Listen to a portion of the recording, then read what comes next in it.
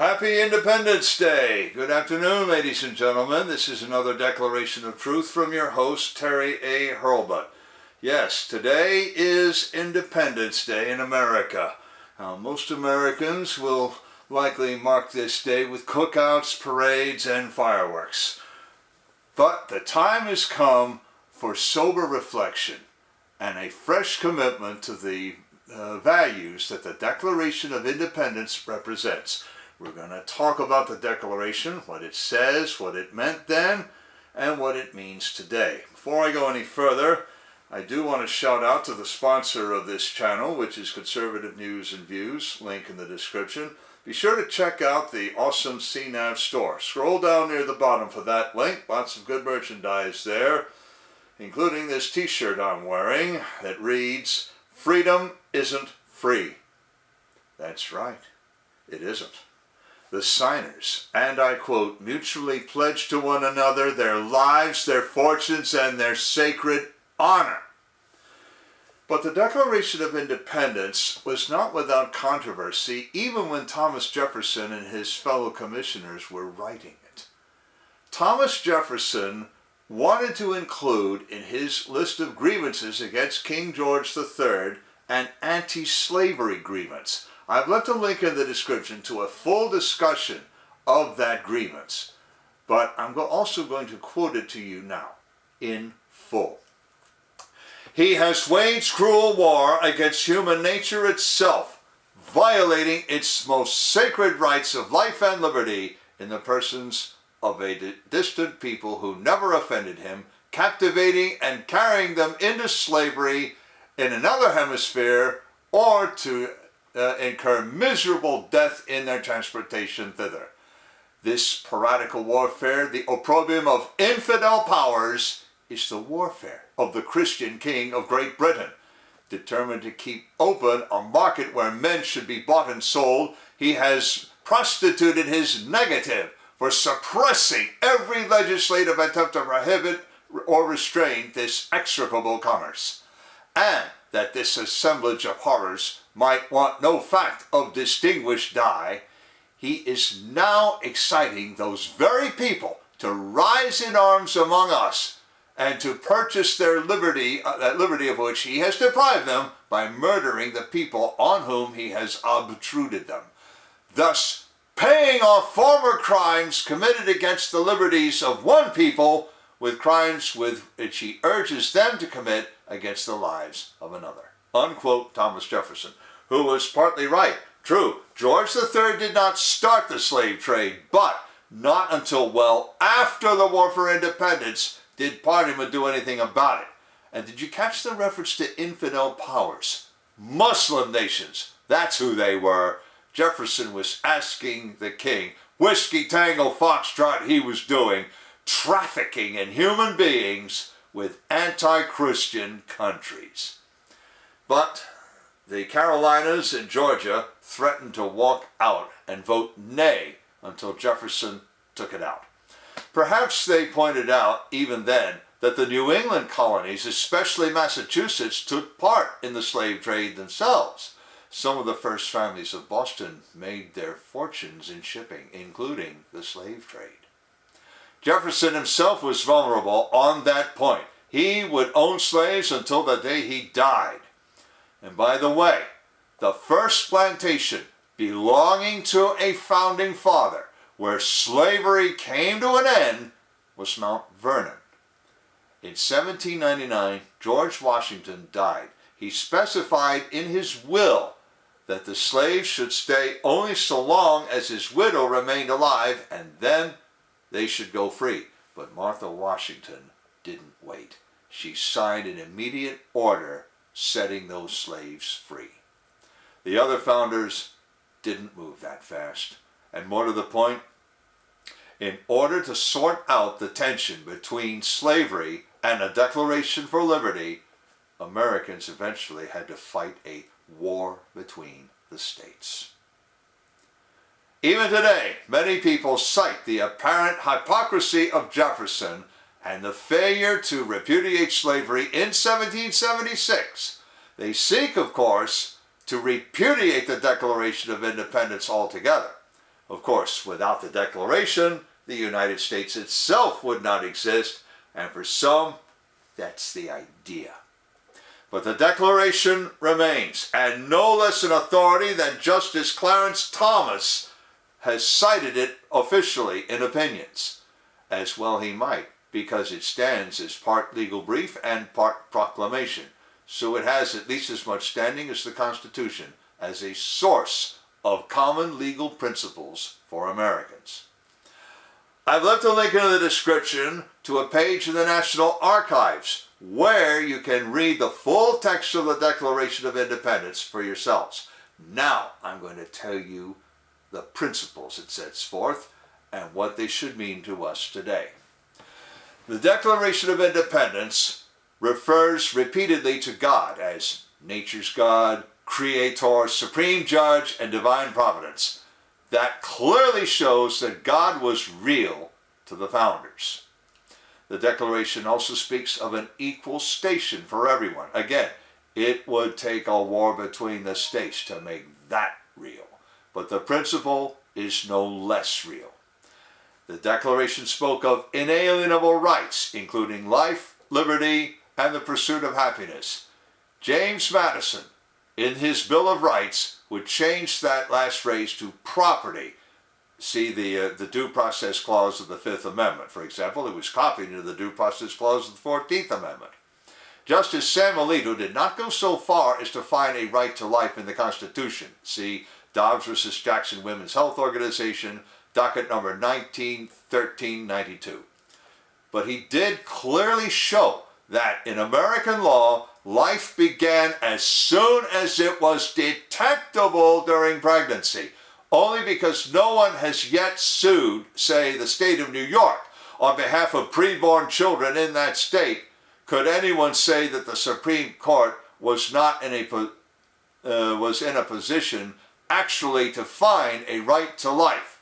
The question before the court in Dobbs was whether any state could forbid an elective end of pregnancy before viability. Preborn life never came up. Now that's just to start with. Believe me, there's more. But before I get to it, I want to shout out to another sponsor, BitNext. This is your replacement for Zoom, Slack, the Google G Suite, Microsoft Office 365, Dropbox, WeTransfer, and Chili Piper, among others. Unlike any of them, BitNext protects your content and conversations so well even the administrators can't see it.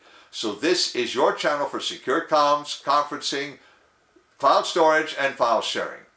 Best of all, everything is back-end, so you don't even need client software. If you have a browser, you can use BitNext. Follow the link and give it a try. 28 days free of charge. Now you can't beat that with a stick. Where were we? Oh yes. Next question. Just what are governments for? The Declaration of Independence tells us, 1, we have governments to secure the inalienable rights of human beings. 2, governments derive their just powers from the consent of the governed. And 3, when governments deny these rights, the people may abolish and replace them. The Declaration went on to point out that you don't overthrow your government lightly. The only time that is a just war is in the face of a prolonged totalitarian program and only after you first exhaust all other remedies. Jefferson went on to show that both these elements were present. Hence the grievance list, or the he has list. He has done this, he has done that. The grievances do more than prove the case for revolution. Individually, they inform many of the provisions in the Constitution, among them an independent judiciary on salaries that do not depend on the president alone, the third or anti-quartering amendment, and civilian control of the military, in that the president is commander-in-chief of the armed services. But those grievances contain others that could be grievances against our present government. Consider, for example, this one. I quote, "He has erected a multitude of new offices and sent hither swarms of officers to harass our people and eat out their substance." unquote, Thomas Jefferson. Well, the alphabet soup agencies could certainly qualify. As it is, the Supreme Court recently set a boundary that from now on, no agency may cross. See West Virginia versus EPA, docket number 2015-30, and several other cases that the court consolidated with it. Some even question the exercise of the taxing power and whether it goes beyond the purposes in Article 1, Section 8, Clause 1. You know, to pay the debts and provide for the general welfare and common defense. People get stuck on that general welfare phrase and forget that it means welfare of the states as a collection, not individual welfare of whomever someone wants to call a lawful resident. Now, before Jefferson arrives at the effective part of the Declaration of Independence, saying that we are all free and independent states, Jefferson makes clear that Americans had a grievance not only against the crown, but against His Majesty's loyal subjects. A few people read the "in every stage" paragraph, which sets forth the grievance against the crown. But how many of you have read the "nor have we been wanting in attention" paragraph that follows it? Hey, let's have a show of hands. Let's see. You know what? I don't see any hands. But if you want me to count you as having read that paragraph, leave a comment. Now, I say we could write a paragraph like that today.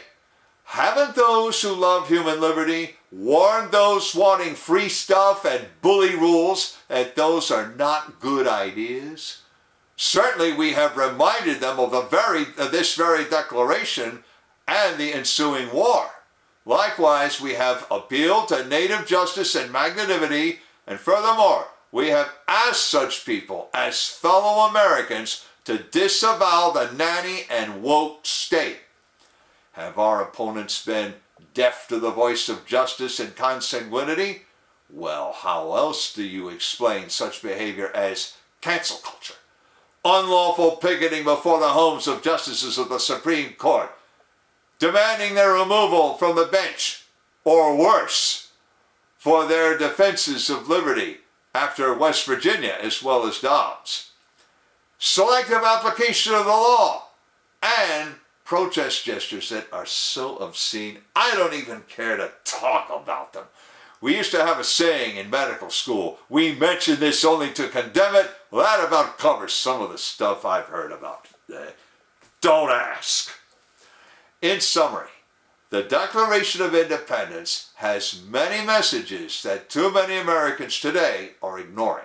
In fact, a great sortation is now underway and likely will accelerate. Those who embrace key values of a civilizational state have already started migrating to sympathetic states, but we now also see people who reject civilizational values migrating to states sympathetic to them. This obviously recalls the national divorce prescription of Representative Marjorie Taylor Greene of Georgia. Now, if the boundaries between red and blue states ever come close to being contiguous, the pressure for that national divorce will only get worse.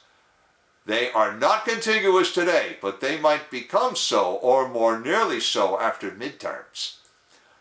But if the two sides can keep the peace between them, then the civilizational side will win.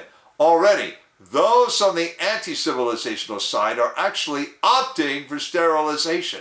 We see it particularly among men, especially after the Dobbs case, which shows that those men have devoted themselves to hookup culture and want to preserve it. But in woke populations, men and women both opt for sterilization on the theory that, and I quote, Mother Earth grows with the birth of every child, unquote. So, those who love human life and liberty will be having all the children.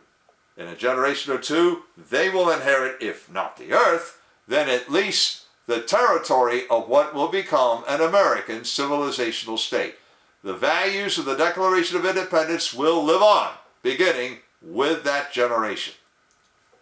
Links in the description to the article, to the Declaration itself, to the part that Jefferson wanted to include but it got left out, and to conservative news and views. I have another link to the awesome online store and to BitNext, as I also mentioned. And if you like what you've heard, you can subscribe to this video. On the end screen, I have put in a subscribe link and also a link to a playlist containing a few other videos on topics I've mentioned here, plus a video by my friend Dr. Stephen Turley in which he talked about that cross-migration I left you with. This is Terry A. Hurlbut delivering another declaration of truth and reminding you to let the truth set you free.